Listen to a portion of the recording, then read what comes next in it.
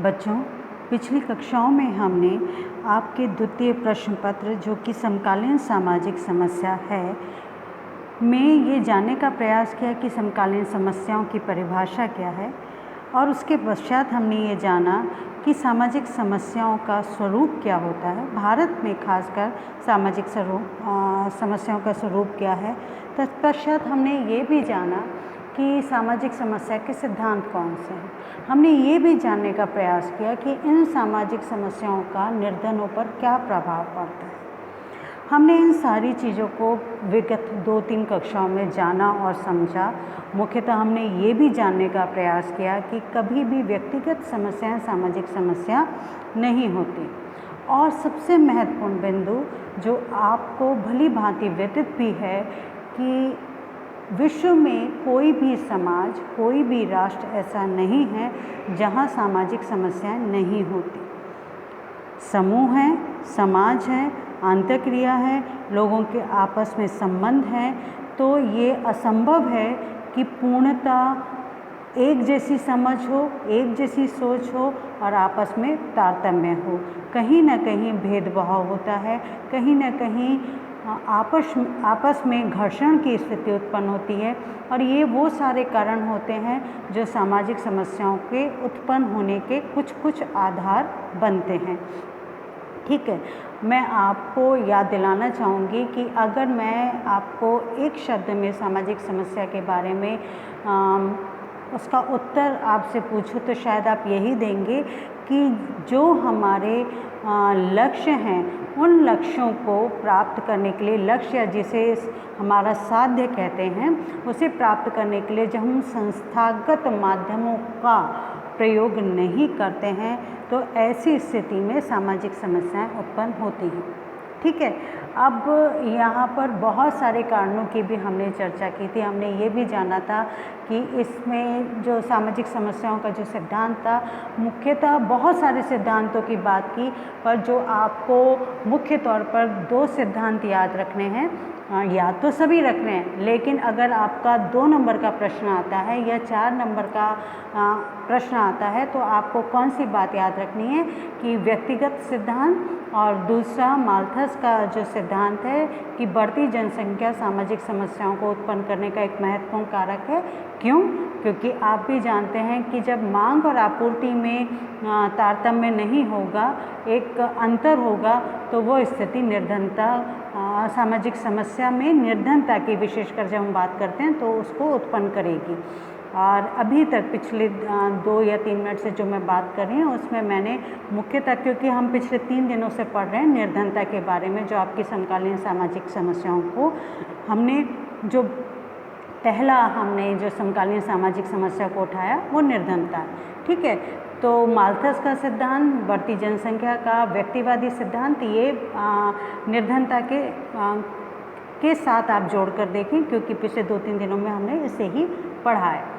ठीक है, अब हम बात कर रहे थे, पिछली कक्षा में हमने जाना था कि पूरे वैश्विक मंच में, विश्व भर में ऐसे निरंतर प्रयास किए जाते रहते हैं कि किस प्रकार से इस निर्धनता की समस्या को दूर किया जाए। और निर्धनता की समस्या को दूर करने के लिए भारत में भी अनवरत प्रयास हुए हैं। विशेषकर स्वतंत्रता के पश्चात ऐसे अनेक प्रयास सरकारी स्तर पर होते रहे हैं जिससे निर्धनता की समस्या को दूर किया जा सके। पिछली कक्षा में हमने कुछ सरकारी प्रयासों को जाना और समझा। आज हम जानेंगे और कुछ कार्यक्रमों को, और मैं आपको ये बात अच्छी तरीके से याद दिलाना चाहती हूँ कि इस विषय को, इन समकालीन समस्याओं को कृपया करके आप बहुत ध्यान से सुने। जो नोट्स मैं आपको दे रही हूँ उसे बहुत ध्यान से पढ़ें, उसके पीछे कारण है। देखिए, जो पुस्तकें आप लोगों को उपलब्ध होती हैं उसमें जो पिछले 50-60 वर्षों में जो सरकारी स्तर पर प्रयास किए गए, सिर्फ मैंने खुद पढ़ा और देखा तो मैंने ये पाया कि वो पिछले प्रयासों के बारे में ही चर्चा है, क्योंकि पुस्तकें समय समय पर अपने आप को नई सरकारी योजनाओं को समन्वित करने में समय लगाती हैं। और मेरी ओर से ये प्रयास है कि आप निरंतर जो सरकारी स्तर पर प्रयास किए जा रहे हैं, नित्य नवीन जो सरकारी योजनाएं निर्धनता को दूर करने के लिए भारत सरकार द्वारा की जा रही हैं, भारत सरकार इसलिए इस हेतु प्रयासरत है कि अधिकाधिक स्तर पर प्रयास करके निर्धनता को दूर किया जा सके। तो इस विषय को आप गंभीरता से लें, उसे सुनें और जो PDF नोट्स दिए जा रहे हैं उन्हें याद करें और ये मान के चलें कि ये परीक्षा के लिए आपके लिए बहुउपयोगी है। हमने विगत दिनों में जो सरकारी स्तर पे किए गए कार्यक्रमों को जाना, आज हम जानेंगे कौन कौन से और से कार्यक्रम हैं और शायद मुझे लगता है आने वाली 2-3 कक्षाओं तक ये विषय चलता ही रहेगा, क्योंकि सरकारी स्तर पे बहुत अधिक प्रयास किए गए हैं। और ये सिर्फ आपके BA पार्ट 2 के सेकंड पेपर के लिए इम्पॉर्टेंट नहीं है, आने वाले समय में जब आप प्रतियोगी परीक्षाएं देंगे तो भी आपका ये विषय बहुत महत्वपूर्ण है, इसलिए इस पर ध्यान दें। आज हम बात करेंगे समन्वित ग्रामीण विकास कार्यक्रम की। ठीक है, किसकी बात कर रहे हैं हम कुछ कार्यक्रमों की तो बात कर चुके हैं। आज हम बात करेंगे समन्वित ग्रामीण विकास कार्यक्रम, जिसे इंग्लिश में कहते हैं इंटीग्रेटेड रूरल डेवलपमेंट प्रोग्राम, और इसका शॉर्ट फॉर्म क्या है, IRDP। ठीक है, अब हम बात करते हैं कि 6वीं योजना काल में 2 अक्टूबर 1980 को एकीकृत ग्रामीण विकास कार्यक्रम, एकीकृत ग्रामीण विकास कार्यक्रम का शॉर्ट फॉर्म क्या था, CADP।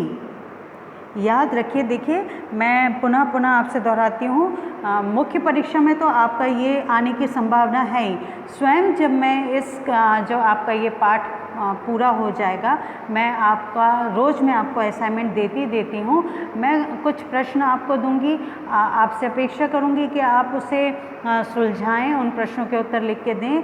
अगर आप ऐसा नहीं करते, जो कि संभावना मुझे बहुत अधिक लगती है कि आप ऐसा नहीं करेंगे, क्योंकि विगत दिनों से निरंतर आपसे कहने के बावजूद भी आप लोग वीडियो नहीं देख रहे हैं, पर चूँकि मेरा दायित्व है, आप अपने दायित्व का निर्वहन करें या ना करें, पर मुझे अपने दायित्व का निर्वहन करना ही है। और यही मेरा धर्म भी कहता है। कौन सा धर्म? गुरु धर्म, शिक्षक धर्म कहता है। ठीक है, तो आपने अपने फर्स्ट ईयर में आपको याद होगा कि मैंने आपको बताया था कि धर्म क्या होता है, इसलिए मैंने शब्द की पुनरावृत्ति की। तो आने वाले समय में मैं आपको आपका ये जो विषय है, ये जो टॉपिक है, इससे 20 नंबर के किस प्रकार से प्रश्न पूछे जा सकते हैं, क्योंकि आपका जो पाठ्यक्रम है उसी के अनुरूप मैं आपको बताने की चेष्टा कर रही हूँ। क्योंकि आपके पाठ्यक्रम में 10 प्रश्न आते हैं 2 अंक के, 5 प्रश्न आते हैं 4 अंक के और 3 प्रश्न आते हैं 20 अंक के। तो किस किस प्रकार के आपसे प्रश्न पूछे जा सकते हैं और विगत वर्षों में कैसे प्रश्न पूछे गए हैं, इसके विषय में इस टॉपिक की समाप्ति के बाद हम चर्चा करेंगे। और हर टॉपिक की समाप्ति के बाद ये हमारी चर्चा निरंतर बनी रहेगी। तो उसमें 2 नंबर का जो 2 अंक का आपका प्रश्न है वो ये आ सकता है कि एकीकृत ग्रामीण विकास कार्यक्रम का शॉर्ट फॉर्म बताइए। ठीक है, तो इसका शॉर्ट फॉर्म क्या है, CADP। तो 6वीं योजना काल में 2 अक्टूबर 1980 को एकीकृत ग्रामीण विकास कार्यक्रम, सूखा उन्मुख क्षेत्र कार्यक्रम, सूखा उन्मुख क्षेत्र कार्यक्रम को क्या कहा गया, DDAP। मैं फिर रिपीट करती हूँ, सूखा उन्मुख क्षेत्र कार्यक्रम को कहा गया DDAP। तत्पश्चात लघु विकास एजेंसी, इसका शॉर्ट फॉर्म क्या है, SFDA। लघु किसान विकास एजेंसी का शॉर्ट फॉर्म क्या है, SFDA। एवं सीमांत किसान एवं कृषि श्रमिक एजेंसी, जिसका शॉर्ट फॉर्म है MPALA। कार्यक्रमों को मिलाकर एक बड़ी छतरी के रूप में IRDP लागू किया गया। मैं पुनः दोहराती हूँ, समझने की और याद करने की चेष्टा कीजिए। किन किन कार्यक्रमों को एक कर दिया गया और उसे एक छतरी मतलब एक छत के नीचे लाके खड़ा किया गया। तो 3 कार्यक्रमों को समन्वित कर दिया गया। कौन कौन से कार्यक्रम थे, CADP, दैट मीन्स एकीकृत ग्रामीण विकास कार्यक्रम, DDAP दैट मीन्स सूखा उन्मुख क्षेत्र कार्यक्रम, SFDA अर्थात लघु किसान विकास एजेंसी और MPALA इसका तात्पर्य सीमांत किसान एवं कृषि श्रमिक एजेंसी। इन 4 एजेंसीज को मिलाकर कौन सा कार्यक्रम लाया गया? Integrated rural development programme. ठीक है, आप संभावना है कि मैं आपको असाइनमेंट के रूप में ये प्रश्न दे दूं कि IRDP के अंतर्गत किन किन एजेंसियों को, किन 4 एजेंसियों को सम्मिलित किया गया। अब ये प्रश्न 4 अंक के प्रश्न में पूछा जा सकता है। ठीक है, संभावना है कई बार परीक्षक 2 अंक के प्रश्न में भी इस प्रश्न को दे सकते हैं, तो इसे याद कर लीजिएगा। फिर दोहरा रही हूँ, CADP, DDAP, SFDA, MPALA ये 4 कार्यक्रमों को मिलाकर इंटीग्रेटेड रूरल डेवलपमेंट अर्थात समन्वित ग्रामीण विकास कार्यक्रम को लागू किया गया। ठीक है, इस कार्यक्रम का उद्देश्य पता लगाए गए दैट मीन्स ढूंढे गए ऐसे ग्रामीण लोग जो गरीबी रेखा को पार करने में समर्थ हो सके इस कार्यक्रम के मातहत। ठीक है, तो इस कार्यक्रम का उद्देश्य पता लगाए गए ग्रामीण गरीब परिवारों को गरीबी रेखा को पार करने के लिए समर्थ बनाना है। यह कार्यक्रम आगे सभी योजनाओं में गरीबी उन्मूलन का प्रमुख कार्यक्रम बना। इस कार्यक्रम में व्यक्ति को आधार न मानकर परिवार को आधार माना गया। अब ये प्रश्न भी आ सकता है कि ऐसा भारत सरकार द्वारा निर्धनता को दूर करने के लिए कौन सा कार्यक्रम था जिसमें व्यक्ति को आधार न मानकर परिवार को आधार बनाया गया। ठीक है, अब आगे हम जानते हैं कि यह केंद्र द्वारा प्रायोजित योजना थी। किसके द्वारा प्रायोजित योजना थी? केंद्र के द्वारा। देखिए, ये आपको अंतर समझना पड़ेगा कि कुछ योजनाएं स्पेसिफिकली विशेष तौर पर राज्य द्वारा अपने राज्य के नागरिकों के लिए इंट्रोड्यूस की जाती हैं, लेकिन कुछ योजनाएं केंद्र द्वारा स्पॉन्सर्ड होती हैं। स्पॉन्सर्ड को हम हिंदी में क्या कहते हैं? प्रायोजित। तो जो समन्वित ग्रामीण विकास कार्यक्रम था वो केंद्र द्वारा प्रायोजित योजना है, जिसके वित्त संबंधी भार का वहन केंद्र तथा राज्य सरकार द्वारा 50-50 के अनुपात में करते हैं। मैं एक उदाहरण जैसे आपको समझाने के लिए देती हूँ। मान लीजिए इस योजना में 10,000 रुपये खर्च हो। एक बहुत छोटा सा उदाहरण दे रही हूँ, ये तो करोड़ों की बात होती है, परंतु आपको समझाने के लिए कह रही हूँ कि मान लीजिए इस योजना के लिए 10,000 रुपये खर्च होने हैं, व्यय होने हैं, तो 10,000 में से 5,000 रुपये व्यय राज्य सरकार करेगी और 5,000 रुपये व्यय केंद्र सरकार करेगी। ठीक है, तो इस कार्यक्रम में ये व्यवस्था है कि सहायता प्राप्त परिवारों में कम से कम 50% अनुसूचित जाति और अनुसूचित जनजाति के वर्गों में हों। सहायता प्राप्त करने वालों में से कम 40% महिलाएं होना अनिवार्य है। देखिए, महिलाओं की बार बार बात क्यों की जाती है? हर योजनाओं में महिलाओं को महत्व क्यों दिया जाता है? ये प्रश्न बहुत विद्यार्थियों के मन में उपजता है, पर आप भी भली भांति परिचित हैं कि आज भी विश्व भर में, खासकर जो एशियन कंट्रीज़ हैं, एशियाई देश हैं, और उसमें भी भारत है ना, वहाँ पर, लेकिन सिर्फ भारत की चर्चा करना ठीक नहीं होगा, विश्व भर में ये स्थिति कि महिलाओं को 2ym दर्जा दिया जाता है। और यही कारण है कि इनको आगे लाने के लिए निरंतर प्रयास किया जा रहा है, और इसीलिए हर योजना में महिलाओं के लिए एक अलग से कोटा रखने का प्रयास किया जाता है। ठीक है, तो इस उद्देश्य को प्राप्त करने के लिए वांछित समूह को उत्पादक परिसंपत्तियाँ प्रदान करके स्वयं रोजगार उपलब्ध कराया जाता है। कौन सा रोजगार उपलब्ध कराया जाता है? सेल्फ एम्प्लॉयमेंट, स्व रोजगार उपलब्ध कराया जाता है। यह परिसंपत्तियां वित्तीय सहायता के माध्यम से उपलब्ध कराई जाती हैं। ठीक है, इतना समझ में आ गया। इंटीग्रेटेड रूरल डेवलपमेंट ये कब लागू हुई? 2 अक्टूबर 1980 को। ठीक है, इसमें 4 कार्यक्रमों को एक छत के नीचे लाकर समन्वित ग्रामीण विकास कार्यक्रम लागू किया गया। वो 4 कार्यक्रम कौन कौन से थे? CADP, DDAP, SFDA, MPALA अर्थात एकीकृत ग्रामीण विकास कार्यक्रम, सूखा उन्मुख क्षेत्र कार्यक्रम, लघु किसान विकास एजेंसी एवं सीमांत किसान एवं कृषि श्रमिक एजेंसी। मैं विश्वास करती हूँ इतना आपको समझ में आ गया होगा। अब हम आगे बढ़ते हैं और बात करते हैं राष्ट्रीय ग्रामीण रोजगार कार्यक्रम की। किसकी बात करेंगे हम? राष्ट्रीय ग्रामीण रोजगार कार्यक्रम, जिसे इंग्लिश में क्या कहा जाता है? नेशनल रूरल एम्प्लॉयमेंट प्रोग्राम, और जिसका शॉर्ट फॉर्म क्या है? NREP। याद रखिएगा, NREP।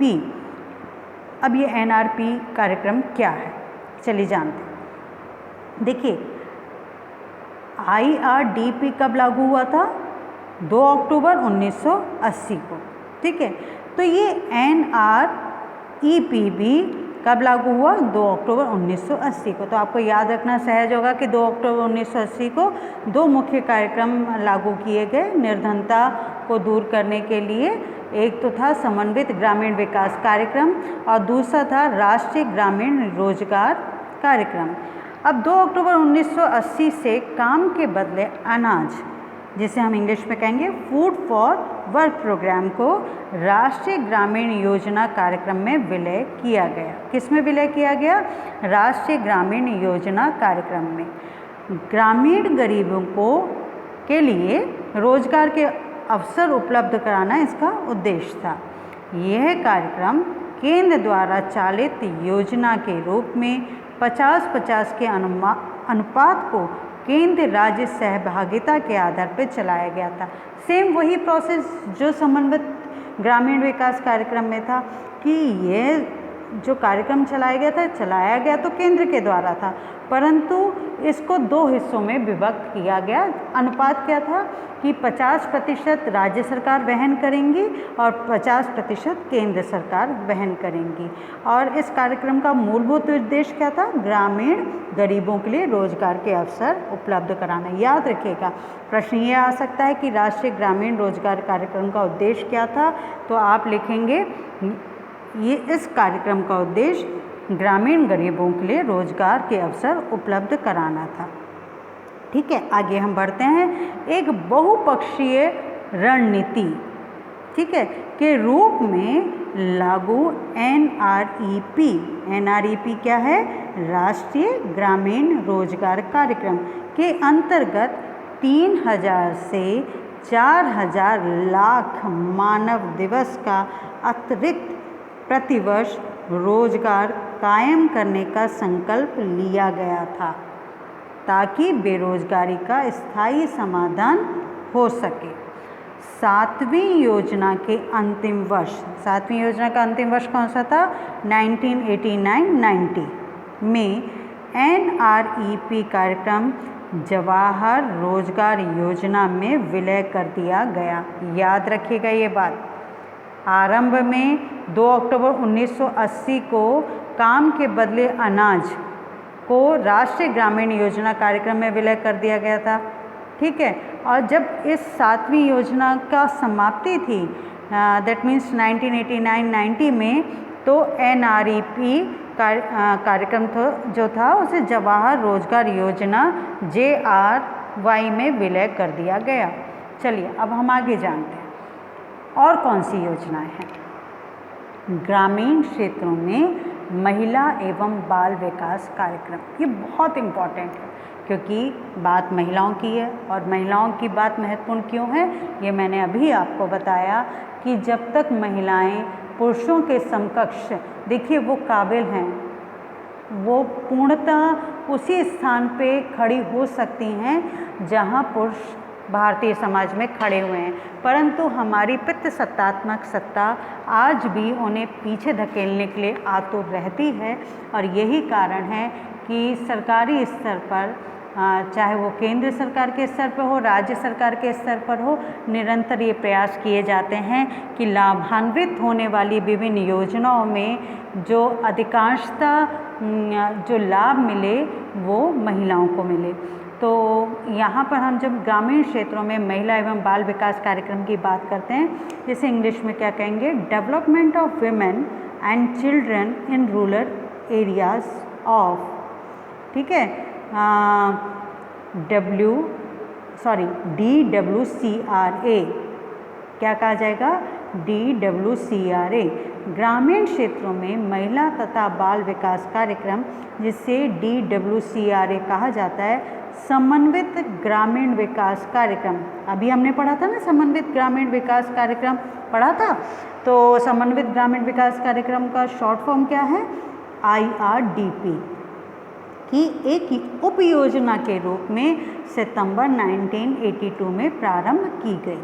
क्या प्रारंभ की गई योजना, DWCRA। और IRDP कब लागू हुई थी, 1980 में, और DWCRA दैट मीन्स ग्रामीण क्षेत्रों में महिला एवं बाल विकास कार्यक्रम कब लागू किया गया, 1980 के बाद 2 साल बाद सितंबर में 1982 में, ठीक है। अब इस कार्यक्रम का मुख्य उद्देश्य क्या था, इस कार्यक्रम का मुख्य उद्देश्य जिला स्तर पर आय जनन क्रियाकलापों के विस्तार व निर्माण द्वारा महिलाओं की आर्थिक स्थिति में सुधार लाना था, जिसे विशेषकर चयन करते समय नीची साक्षरता दर और ऊंची शिशु मृत्यु दर को ध्यान में रखा जाता है। देखिए ये पैरामीटर हैं बच्चों। अब आपके मन में बराबर प्रश्न आएगा, भाई नीची साक्षरता दर का क्या संबंध है निर्धनता से। ऊंची शिशु मृत्यु दर जिस समूह में है, जिन महिलाओं में है, वो उनका क्यों चुनाव किया गया। तो देखिए इस प्रश्न का उत्तर ये है कि ये निर्धनता को नापने के पैरामीटर हैं, मापक है।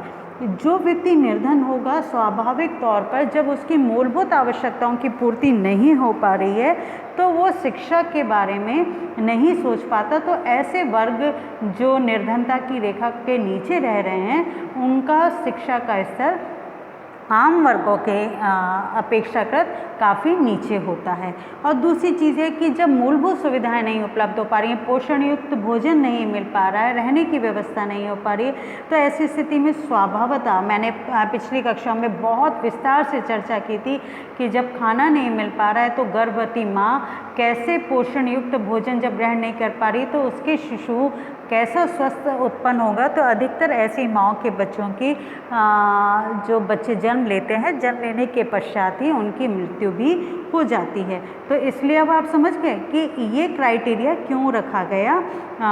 महिलाओं की आर्थिक स्थिति में जब सुधार करने की बात आती है तो जिन महिलाओं का चुनाव किया गया उनका चयन करते समय ये दृष्टि बिंदु रखे गए कि ऐसी महिलाएं जिनकी महिलाएं और महिलाओं का समूह है ना, वो उनमें निजी साक्षरता दर हो और ऊंची शिशु मृत्यु दर हो।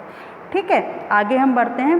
आय जनन क्रियाएं 5 से 10 महिलाओं के एक समूह के रूप में संपन्न की जाती हैं और प्रत्येक समूह को 15,000 रुपये का आवर्तक कोष स्वीकार किया जाता है।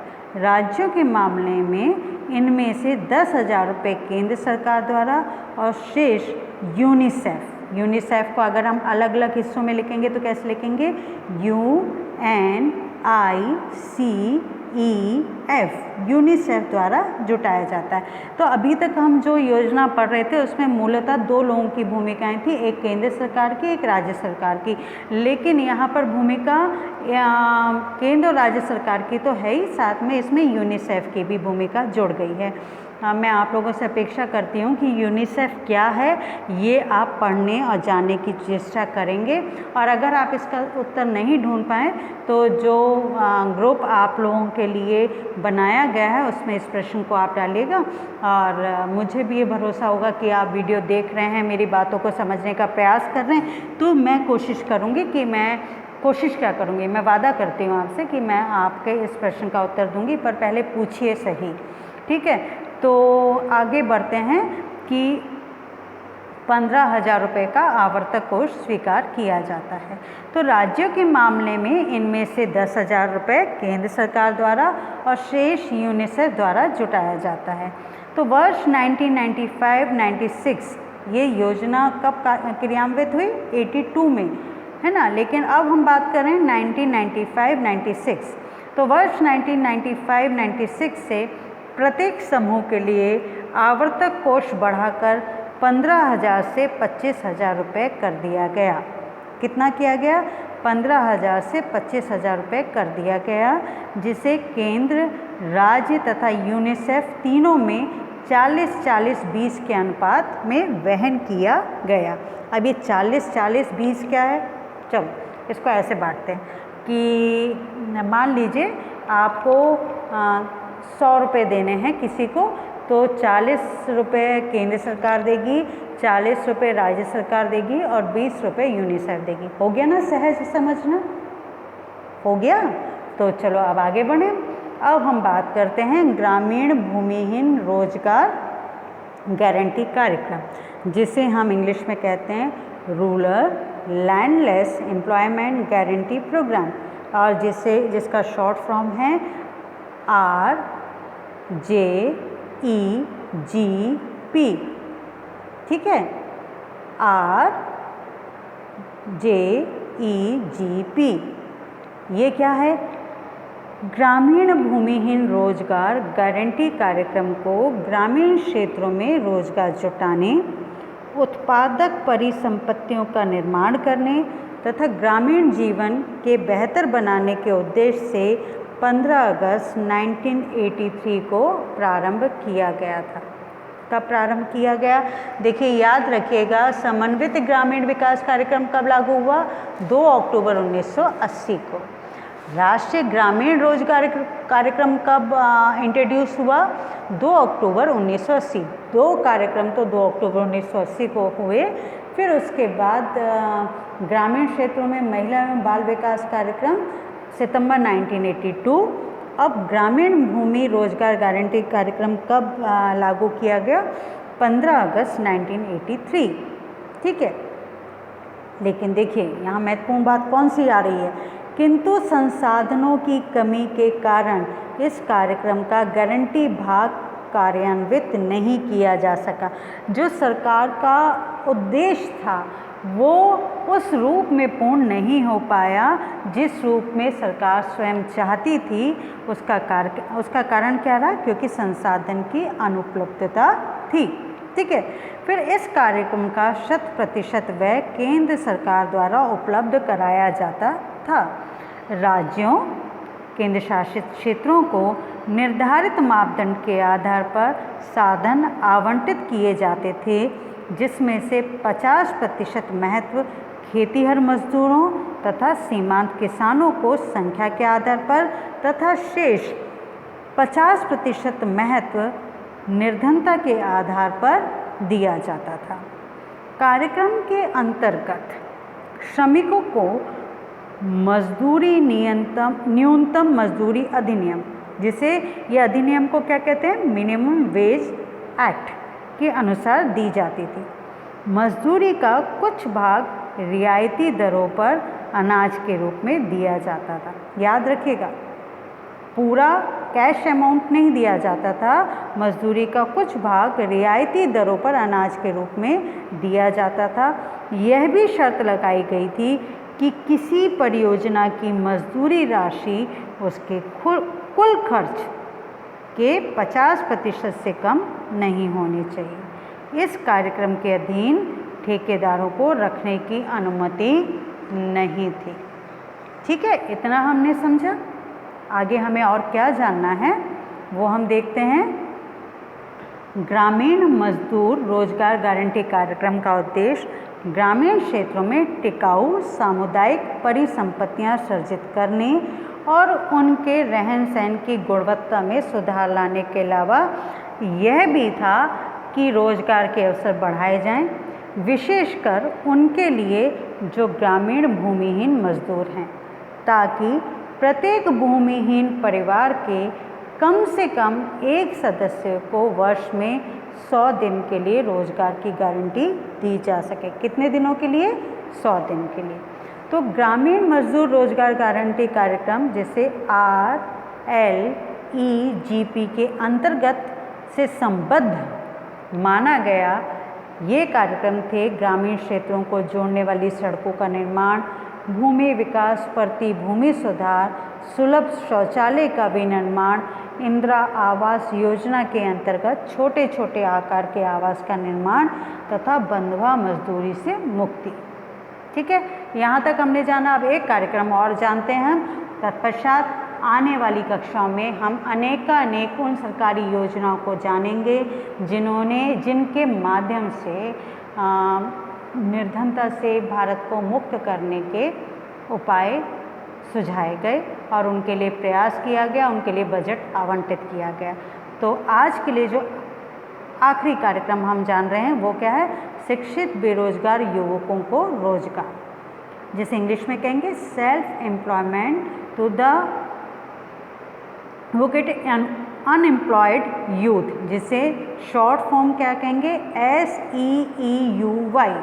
तो शिक्षित बेरोजगार युवकों को स्वरोजगार योजना भारत सरकार द्वारा 1983-84 के दौरान लागू की गई। इस योजना के अंतर्गत ऐसे मैट्रिक पास या उससे अधिक शिक्षा प्राप्त शिक्षित बेरोजगार युवक जिनकी आयु सीमा 18 से 35 वर्षों के बीच थी तथा जिनकी पारिवारिक वार्षिक आय 10,000 रुपये से कम थी, केंद्र सरकार द्वारा दिए जाने वाली 25% पूंजी सब्सिडी सहित ऋण प्राप्त करने के पात्र थे। ठीक है, इस योजना के अंतर्गत उद्यमों के हेतु उद्यमियों के लिए अधिकतम 35,000 रुपये व मिश्रित ऋण दिया जाता था।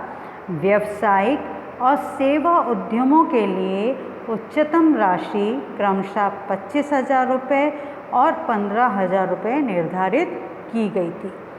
स्वीकृत की जाने वाली ऋण राशि का कम से कम 30% भाग अनुसूचित जाति, अनुसूचित जनजाति के हिताधिकारियों के लिए आरक्षित किया गया था। किस किस के लिए 30%? SC और ST, that means schedule caste and schedule tribe. 1 अप्रैल 1994 से इस योजना को प्रधानमंत्री की रोजगार योजना के अंतर्गत विलय कर दिया गया। तो बच्चों, आज हमने जाना कि भारत सरकार द्वारा और राज्य सरकार द्वारा किस प्रकार के प्रयास किए गए निर्धनता से मुक्ति के।